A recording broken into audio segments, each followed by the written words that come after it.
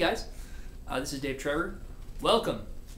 This is Singing Tips 15, entitled All About Tone. So let's get started. Now, what is tone? Tone is the type of sound. That's it. Now, how tone and style get confused? Well, you need to have a certain tone in order to achieve that style, and every style has that type of tone. So it sounds a little more complicated than it is. I assure you it's really not that complex. I'll go over that a little bit more later here in this lesson. Okay, the next part is, why is tone important? Well, there's a couple points to this. The first one is its uniqueness to the individual. What I mean by that is, you know, every person has their own type of tone, just like every person has their own speaking voice. And every person can also get different tones. It's why you have people who are musicians. It's why you have people who are voiceover students, you know, people who can like do funny voices. They'll be like, oh, blah, blah, blah, blah, you know, and stuff like that. It's because they understand the idea that you can have more than one tone. So there you have that. It's also unique for that type of style. Every style sounds different. I mean, you're not going to find like a gospel singer who sounds like an opera singer, or you're not going to find a rock singer who sounds like an R&B singer. It just doesn't really work that way. I mean, I'm sure you could find examples within like the last 10, 20 years where people have taken certain styles and expanded on them and made them sound a little bit different, but that doesn't necessarily mean that that person is now that particular tone. Does that make sense? I hope it makes sense. If it doesn't make sense, leave me a question in the comment section below. Okay, guys? I'm kind of getting over a cold, so bear with my voice. I hope it's, you know, I hope it makes sense. Okay, so this will explain what I was talking about earlier. I wanted to get into this thing here because I've been checking YouTube and I've been watching lots of videos, and the one thing I've been noticing, it's just kind of been this reoccurring theme, is that unless you're a singer, you're going to have no idea what the heck people are talking about. You're just not going to know. You're going to be like, why are they talking about this particular thing here? And even some of the lessons that I watched, I couldn't tell you for the life of me who I did, but even some of the stuff that I watched, I was like, why are they talking about that here?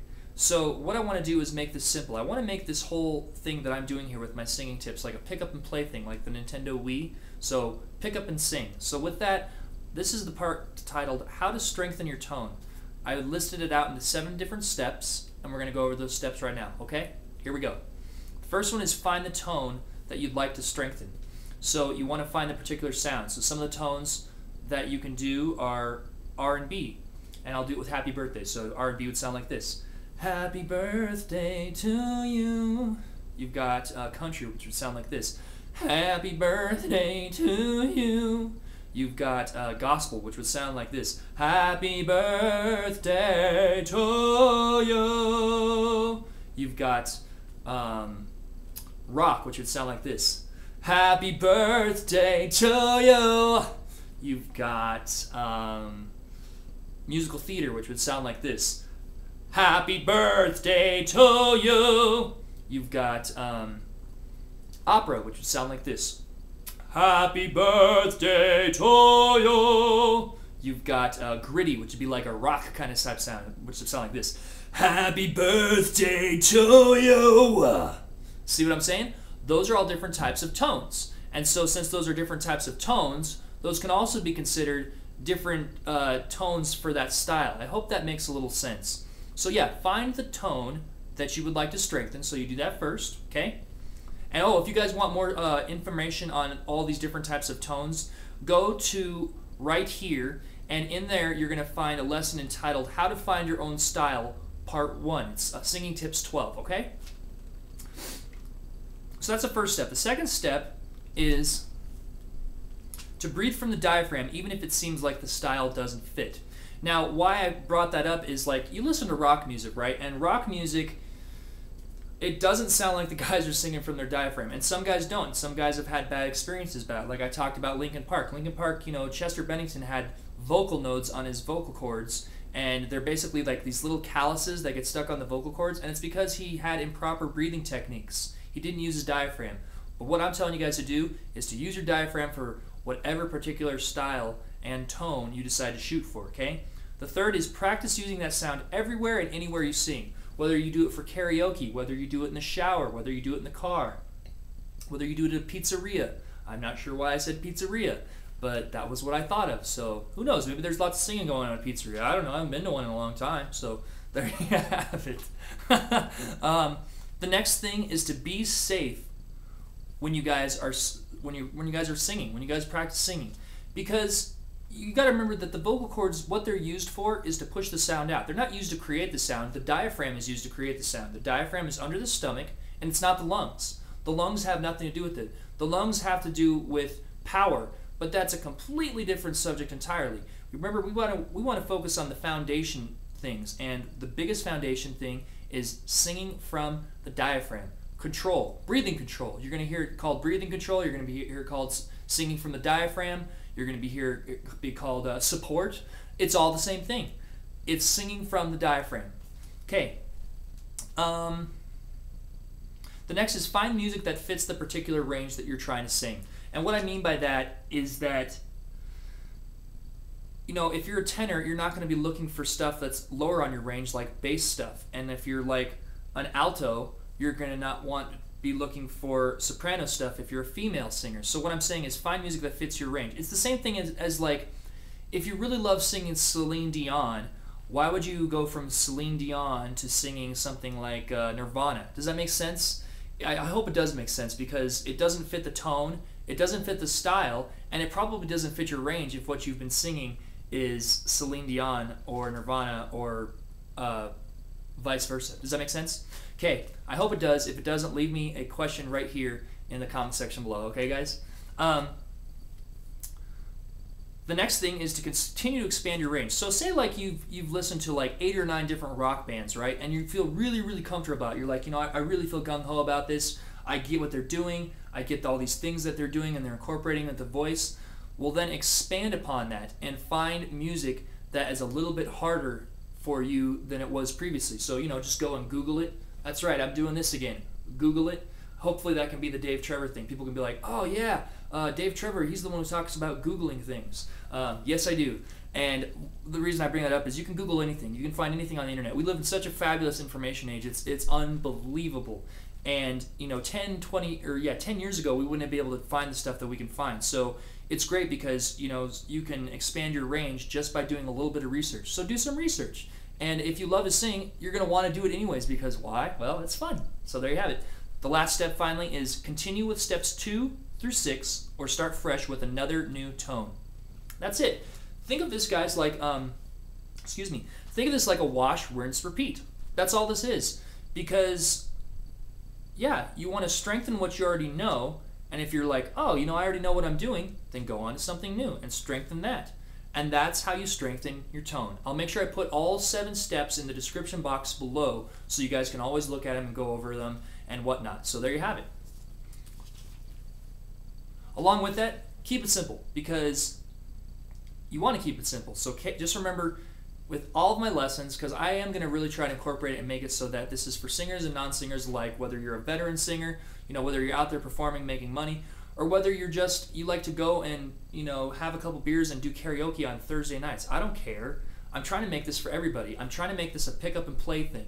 Pick up and play is Nintendo's thing for like the Nintendo Wii. What I'm trying to create is pick up and sing. So yeah, maybe that'll catch on. That'd be cool. Who knows? But yeah, keep it simple, silly. KISS. And to finally finish off with that, tone is just another fancy way of saying sound.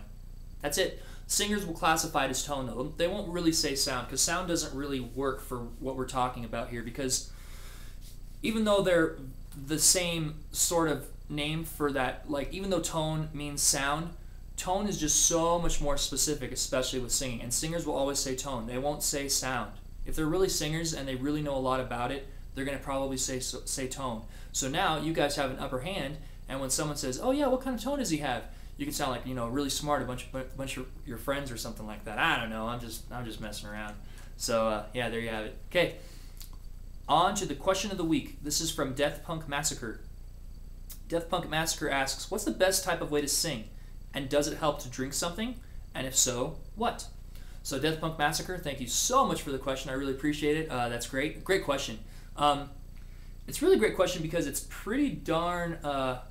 I don't want to dare say unanswerable, because that's not the right thing here, but It's really general, if that makes sense. So with that, it's general because he's saying, well, is there a perfect way to sing? Is there the best way to sing? No, there's not.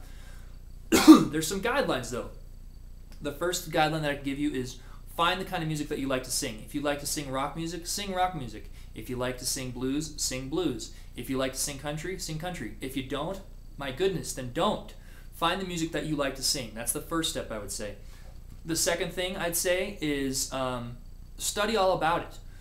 Don't just study the stuff that I'm telling you. If there's some other stuff for a particular style that you might like to incorporate, figure out where you can find stuff about that particular style. Again, Google it. Just go online, figure out what you can find about that particular style. And I also might down the road start doing different tips for different genres. I haven't decided yet.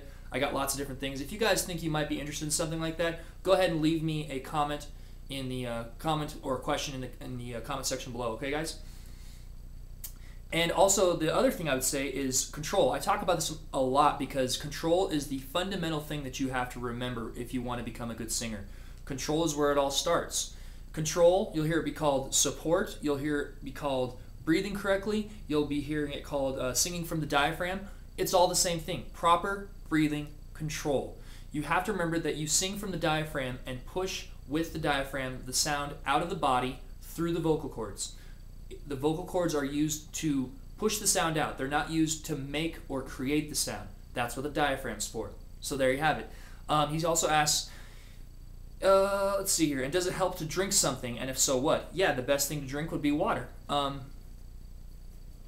Water. Water is great because water lubricates the vocal cords. You want to make sure that your voice is always nice and lubricated, nice and fresh. I did a whole lesson devoted to vocal strength and vocal health. It's right here in the section to your right. And, excuse me, maybe I need to take care of my voice a little bit better too. It's been really cold here, so, you know. I'm sure you guys know, right? Did you get hit by the blizzard too? God, 110 million people got hit by this damn blizzard last week. But what I was going to say was that it's singing tips number 3, I think is what it's called. It's either singing tips number 3 or number 4, but I talk all about vocal health in that. And the other thing that's really good to drink is a little bit of tea with lemon and honey. And that would be what you would want to have. And I talk more about that in that particular lesson. So go ahead and check that lesson out. But do it after this lesson because I think this is a pretty good lesson. So, okay, moving on. There was one point I wanted to make, and I want to be serious here for a second.